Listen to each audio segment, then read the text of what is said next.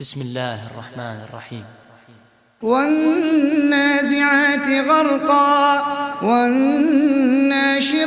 نشطا والسابحات سبحا فالسابقات سبقا فالمدبرات أمرا يوم ترجف الراجفة تتبعها الرادفة قلوب يومئذ واجفة أبصارها خاشعة يقولون أئنا لمردودون في الحافرة أئذا كنا عظاما نخرة قالوا تلك إذا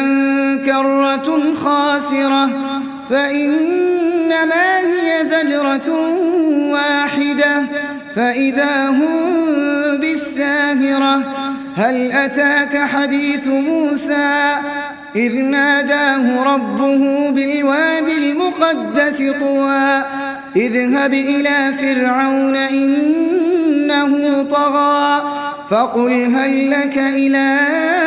أن تزكى وأهديك إلى ربك فتخشى فأراه الآية الكبرى فكذب وعصى ثم أدبر يسعى فحشر فنادى فقال أنا ربكم الأعلى فأخذه الله نكال الآخرة والأولى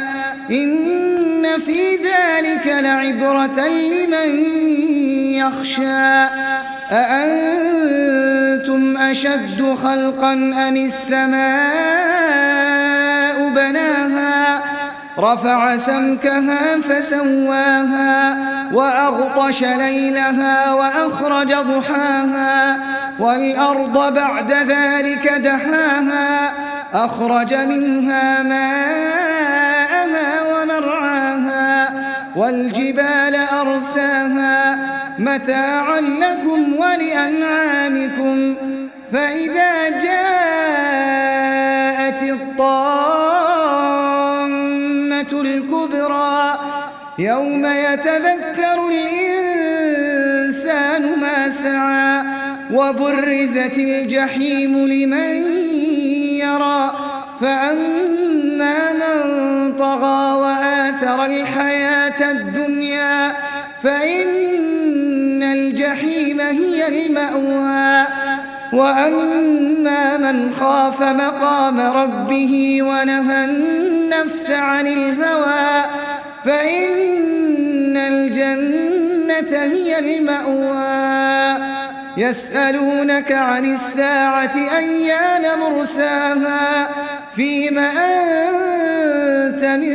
ذكراها إلى ربك منتهاها إنما